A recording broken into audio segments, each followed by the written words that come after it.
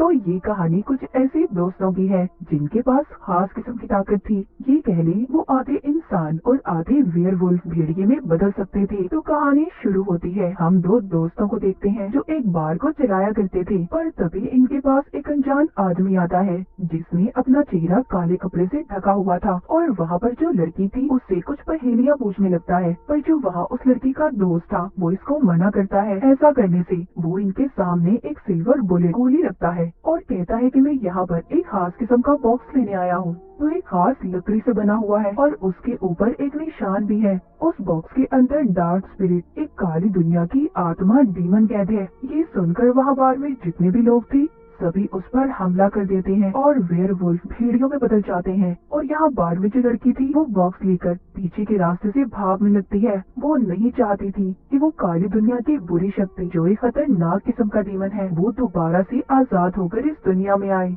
लेकिन यहाँ पर ही अनजान आदमी उस लड़की पर भी गोली चलाने की कोशिश करता है। वो उस लड़की के दोस्त पर भी हमला करता है, उसको भी जख्मी कर देता है। अब वो अनजान आदमी वो बॉक्स लेकर उसमें जो डेमन था उसको आजाद कर देता है, जो एक मक्खी की शक्ल में अब आजाद हो चुका था दुनिया में तबाह बर्बादी फैलाने के लिए। इसके बाद हमें दूसरे शहर का सीन दिखाया जाता है जहाँ पर एक बिल्डिंग पूरी तरह से तबाह बर्बाद हो चुकी थी। उस बिल्डिंग में एक छोटी बच्ची और उसका डॉग फंसे हुए थे। वो डॉग सब पर भौंक रहा था, सबको काटने की कोशिश कर रहा था। तभी वहाँ पर जो पुलिस ऑफिसर था वो एक आदमी को बुलाता है जिसका नाम स्कॉट था। उसका एनिमल शेल्टर था, उसने भी बहुत सारे जानवर रखे हुए थे, इसलिए वो वहाँ पर उस बच्ची और डॉग को बचा लेता है अपनी पावर्स ताकत को इस्तेमाल करते हुए। और यहाँ पर हमें पता चलता है कि स्कॉट भी एक वेयरवुल्फ था, एक भेड़िया, पर वो वहाँ पर उस बच्ची को बचाते हुए बहुत ज्यादा अकेला महसूस कर रहा था। और ये बात वो अपने साथी को भी बताने की कोशिश करता है। पर तभी वहाँ गेट के पास उसको एक लड़की नजर आती है जो बिल्कुल उसकी दोस्त की जैसी थी,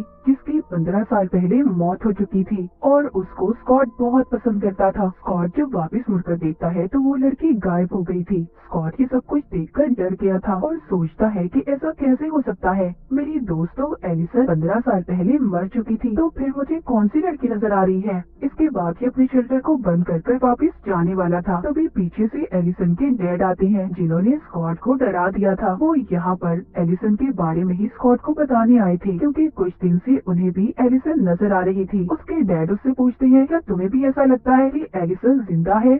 स्कॉट ये सब सुन तो रहा था, पर उसको ऐसा नहीं लगता था कि 15 साल बाद दोबारा से एलिसन जिंदा हो सकती है, क्योंकि स्कॉट के हाथों में ही एलिसन की जान गई थी। पर एलिसन के डैड को न जाने क्यों लगता था कि उनकी बेटी अभी भी जिंदा है और उनके सपनों में आती है, जो बार बार बार्डो बार्डो नाम पुकार रही थी। बार्डो का मतलब था एक ऐसी स्टेज जो जिंदगी और मौत के दरमियान की हो, मतलब कि उनकी बेटी एक ऐसी जगह फंस गई है जहाँ से अब वो वापस आना चाहती है और एक रिचुअल, एक जादू से वो उसको वापस लाने की कोशिश कर सकते हैं। यहाँ पर कोई भी इस काम को करना तो नहीं चाहता था, पर हाँ वो कहते हैं कि हम कोशिश कर सकते हैं। अब ये सब फैसला करते हैं कि ये उस जगह पर जाएंगे जहाँ पर एलिसन की मौत हुई थी। स्कॉट अब बाकी के दोस्तों को भी बुलाने वाला था ताकि ये सबकी मदद ले सके एलिसन को वापस से जिंदा करने के लिए। इसके बाद हमें स्कॉट की एक और दोस्त दिखाई जाती है जिसका नाम लीडिया था। वो भी अपने ख्यालों में एलिसन को देख रही थी। उसको भी ऐसा लग रहा था कि कहीं न कहीं एलिसन उस तक पहुंचना चाहती है। जैसे कि हमें पता है ये सभी दोस्त वेयरवुल्फ हैं। लीडिया के पास एक खास किस्म की ताकत थी, वो अपने ख्यालों में जो भी देखती थी वो सच हो जाता था। उसके पास एक खास किस्म की स्क्रीमिंग पावर थी, वो चीख सकती थी। वो भी दोबारा से स्कॉट के पास जाना चाहती थी। उसको भी ऐसा लग रहा था कि एलिसन जिंदा है। इसके बाद कहानी में हम एक लड़के को देखते हैं जो जीप्स को चलाकर टाउन में चलाया करता था, जिसके डैड एक इन्वेस्टिगेशन ऑफिसर थे जिसका नाम डेरिक था और ये भी स्कॉट का दोस्त ही था। उसका बेटा हमेशा इसे तंग करता रहता था। अब इस बात के बारे में ऑफिसर डेरिक को नहीं बताता, क्योंकि वो जानता था कि उसका बेटा उसे जानबूझकर तंग करता है।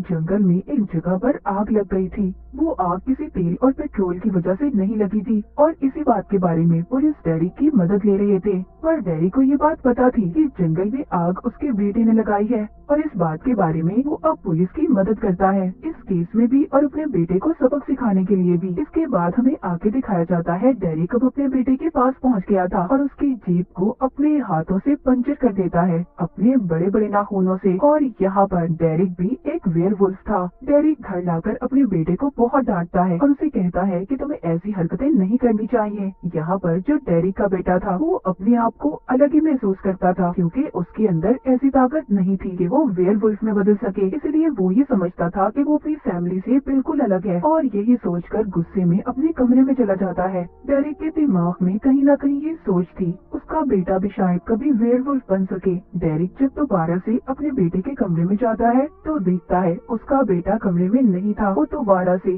जंगलों में चला गया था। ये देखकर डेरिक को गुस्सा तो बहुत आया था पर वो कुछ भी नहीं कर पाता। दूसरी तरफ हम लीडिया को देखते हैं जो अब स्कॉट के पास आ गई थी।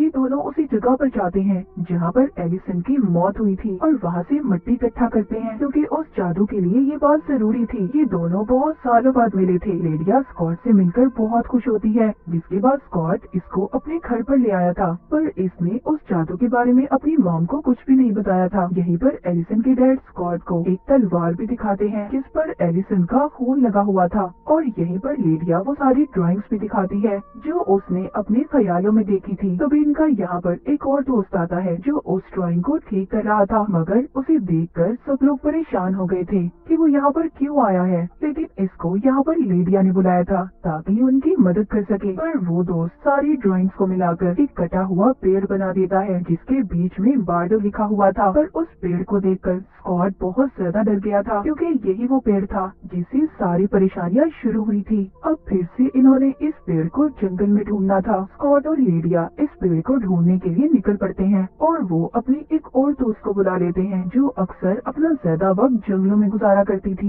लीडिया की ये दोस्त भी एक वेयरवुल्फ थी। वो पहले जो भेड़िया बनी हुई थी फिर इंसान में बदलकर जब लीडिया की कॉल सुनती है जिसके बाद वो जंगल में चली गई थी उनकी मदद करने के लिए। लीडिया अपनी दोस्त से मिलकर बहुत खुश थी, जिसके बाद वो जंगल में उस पेड़ को ढूंढने लगते हैं। सभी यही चाहते थे कि एलिसन वापस से दोबारा जिंदा हो जाए। जब ये यहाँ पर उस कटे हुए पेड़ को ढूंढ रहे थे तभी स्कॉट को यहाँ पर महसूस होता है कि शायद उनका कोई पीछा कर रहा है, और जब स्कॉट देखता है तो यहाँ पर डेरिक का बेटा था जो अब तक इनका पीछा कर रहा था। डेरिक के बेटे के बारे में लीडिया की दोस्त जानती थी। वो बताती है कि ये अक्सर यहाँ पर जंगलों में घूमता रहता है और इसको जंगल का एक एक रास्ता मालूम है, और इसी को उस कटे हुए पेड़ के बारे में भी पता होगा। ये हमारी मदद कर सकता है। अब डेरिक के बेटे की मदद लेकर ये उस कटे हुए पेड़ को ढूंढने लगते हैं। वो कटा हुआ पेड़ मिल चुका था कि अब सभी दोस्त मिलकर उस पर जादू करने वाले थे। जो उनके पास मिट्टी थी और वो तलवार, पर यहाँ पर वो डेरिक के बेटे को जाने का कहते हैं क्योंकि वो इस जादू में उसे शामिल नहीं करना चाहते थे, और जाते हुए उसे ये भी कहते हैं कि ये बात तुम अपने डैड को बिल्कुल भी नहीं बताओगे। यहाँ पर जैसे ही ये लोग अपना जादू शुरू करते हैं वो तलवार हवा में उड़कर उस पेड़ के अंदर चली जाती है और वहाँ पर बहुत तेज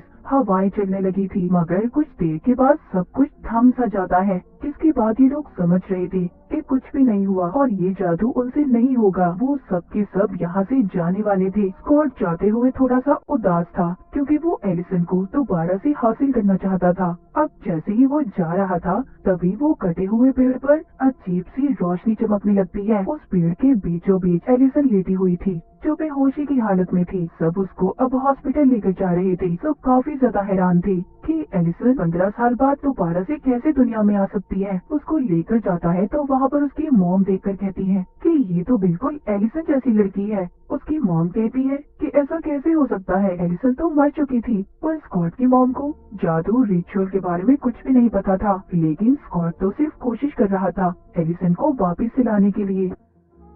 पर यहाँ पर सिर्फ एलिसन वापस नहीं आई थी। वो जो हमने मक्खी की शक्ल में डीमन को देखा था वो भी इस कटे हुए पेड़ के अंदर चला जाता है और अपनी असल शक्ल में आ जाता है, जो कि एक बहुत ही खतरनाक खौफनाक डीमन था, और अपनी तलवार को उठाकर बहुत जोर से चिल्ला रहा था कि वो दुनिया में तबाह बर्बादी फैलाने आया है। और वो खास तौर पर यहाँ पर स्कॉट से बदला लेने आया था, क्योंकि स्कॉट की वजह से ही इस डीमन को उस लकड़ी के बॉक्स में कैद कर दिया गया था। उधर एलिसन हॉस्पिटल में थी। उसको होश आ गया था, मगर उसको कुछ भी समझ नहीं आ रहा था। एलिसन की यादें कुछ वक्त पहले की तो नहीं आई थी वापस, पर उसके दिमाग में वो यादें चल रही थी जहाँ पर वो अपने सभी दोस्तों को अपना दुश्मन मान रही थी। वो अब यहाँ हॉस्पिटल से भागने की कोशिश करती है। उसको ये लग रहा था कि वो अभी भी एक हंटर शिकारी है और वो डेरिक को मारना चाहती है, जो कि एक भेड़िया है। इसके रास्ते में जो भी आ रहा था ये उसको मार रही थी। वो स्कॉट पर भी हमला कर देती है। तभी उसके डैड वहाँ पर आते हैं और पूछते हैं ये क्या है? क्या मेरी बेटी वाकई वापस आ गई है?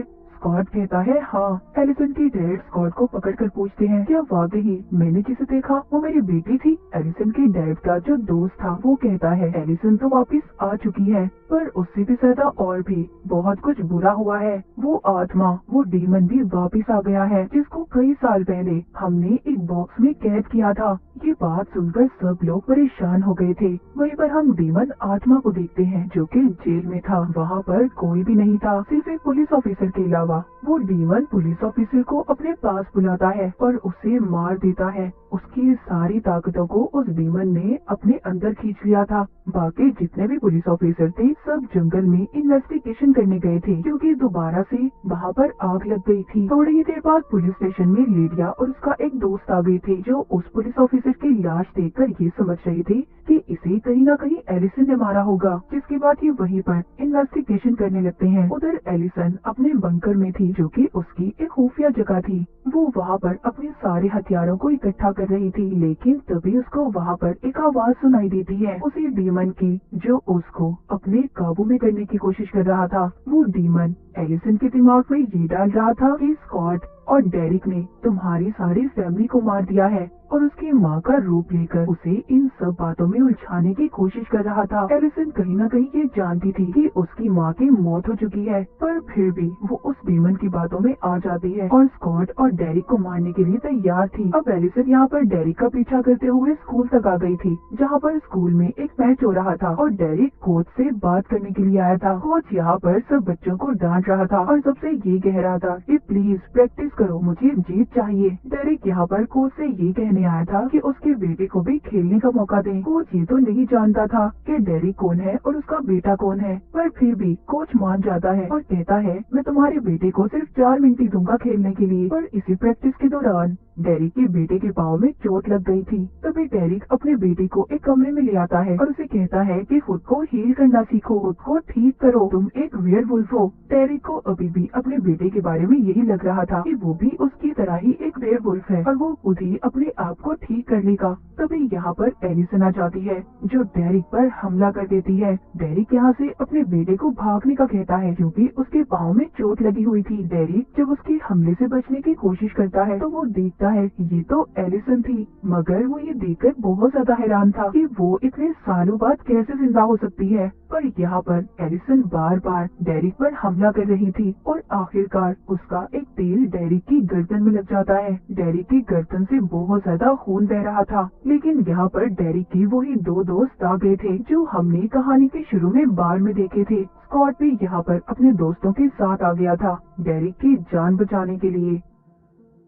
जब ये सब उसकी जान बचा रहे थे तो वो सबसे सिर्फ एक ही बात कह रहा था कि प्लीज मेरे बेटे की जान बचाओ, क्योंकि वो जानता था कि एलिसन उसके पीछे ही गई होगी। स्कॉट यहाँ पर सबको बताता है कि वो डीमन तो वापस आ गया है, पर उसके पास अब एक शैतानी फौज है, वो उनसे हम सब पर हमला करवाना चाहता है। स्कॉट सिर्फ अब अपने दोस्तों की जान बचाना चाहता था। ये अब यहाँ से डेरिक को अपने घर ले जाता है। स्कॉट की मॉम डेरिक का खून साफ करती है और कहती है कि इसका तो बहुत सारा खून बह गया है, ये वेयरवुल्फ होने के बावजूद भी मर सकता है। और तभी ये सब फैसला करते हैं कि हमें आग की मदद लेकर डेरिक के जख्म को ठीक करना होगा। तभी इनमें से एक दोस्त आग की मदद से डेरिक के जख्म को ठीक करने की कोशिश करता है, जिसे देखकर वहाँ पर सभी लोगों को दुख हो रहा था।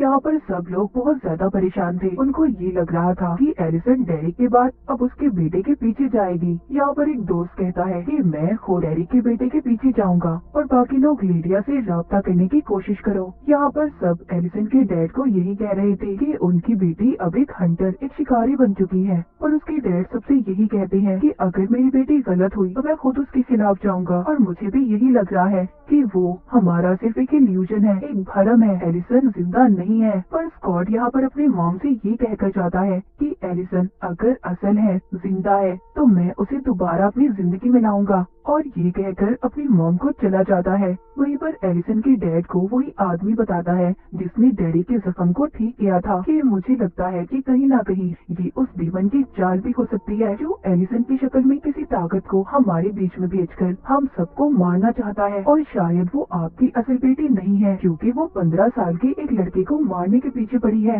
ये सब बातें सुनकर एलिसन के डैड कहते हैं कि अगर मेरी बेटी असल नहीं है तो मैं खुद उसके खिलाफ जाऊंगा और मैं किसी बच्चे को ऐसे मरने नहीं दे सकता। उधर जंगल में दिखाया जाता है जहाँ पर पुलिस ऑफिसर्स इन्वेस्टिगेशन कर रहे थे। वहीं पर उस डीमन की शैतानी फौज हमला कर देती है और सबको वहाँ से एक एक करके गायब कर रहे थे। तभी वहाँ पर जो इन सब के बीच में एक ऑफिसर था वो भी एक वेयरवुल्फ था, उसके पास भी आग की ताकत थी। वो वहाँ पर सबको अपने दोस्तों को बचाने की कोशिश कर रहा था। उधर एलिसन डेरिक के बेटे के पीछे थी जो अब अपनी गाड़ियों की दुकान में आ गया था। तभी वहाँ पर 2 गाड़ियों में बहुत ही बड़ा धमाका होता है और ये सब एलिसन ही कर रही थी डेरिक के बेटे को मारने के लिए। यहाँ पर डेरिक का बेटा अपने आप को बचाने की भी कोशिश कर रहा था पर वो बेचारा नाकाम रहता है। लेकिन तब तक वहाँ पर स्कॉट आ जाता है जो अब खुद एलिसन के हाथों से मरना चाहता था। वो तैयार था, वो खास किस्म का तीर खाने के लिए भेड़ियों को मारने के लिए इस्तेमाल होता है। वो वहाँ पर साथ साथ डेरिक के बेटे को भी बचा रहा था और एलिसन को भी समझाने की कोशिश करता है कि देखो तुम जो कर रही हो गलत है, ये तुम कोई शिकारी नहीं हो। इन सब में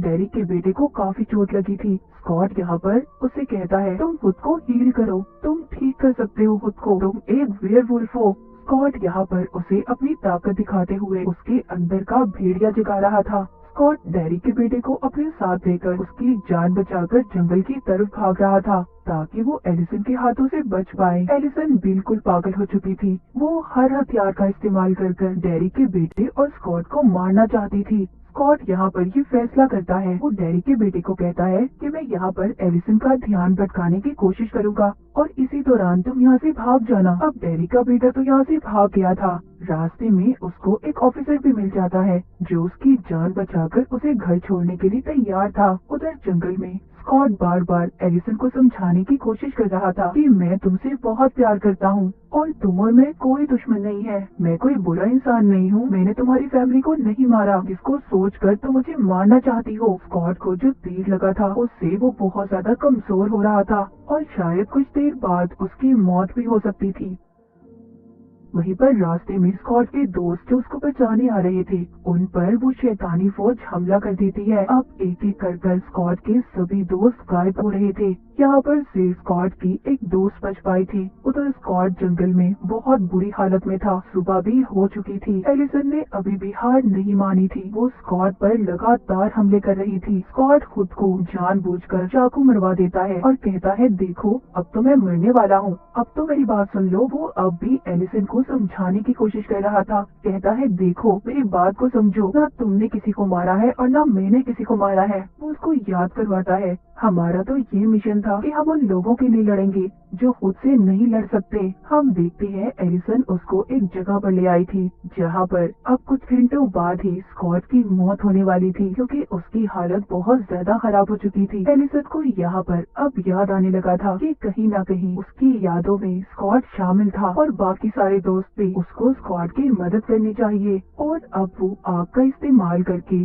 स्कॉट की जान बचा लेती है। उसके जख्मों को उसने आग से ठीक कर दिया था। वहीं पर एलिसन के डैड, स्कॉट की मॉम और बाकी लोग भी उनका पीछा करते हुए आ गए थे जहाँ पर एलिसन स्कॉट को लेकर आई थी। उस जगह पर भी बार बार वो डीमन एलिसन को अपने काबू में करने की कोशिश कर रहा था पर एलिसन इस बार उसकी बातों में नहीं आई थी। उधर लेडिया जंगल में ये पता कर रही थी कि जितने भी पेड़ जले थे उन पेड़ों के जलने से एक ऐसी राख बनती थी जो आत्माओं को काबू करने के लिए इस्तेमाल होती थी। अब ये सब सिल्वर से बने हुए हथियार जमा करने की कोशिश करते हैं क्योंकि ये अब उस शैतानी फौज का सामना करने वाले थे। उनको सिर्फ सिल्वर के हथियारों से ही मारा जा सकता था। उधर लेडिया अब एक ग्राउंड में जाती है जहाँ पर मैच चल रहा था और वो देखती है उसके चारों तरफ काले रंग की राख बिछाई हुई थी क्योंकि ये कोई बैरियर नहीं था, ये तो दूसरी दुनिया में जाने का रास्ता था। इस बारे में लेडिया को भी कुछ खास पता नहीं था मगर फिर भी वो उस लाइन को मिटा नहीं पा रही थी। तभी वहाँ पर एक अनजान आदमी आता है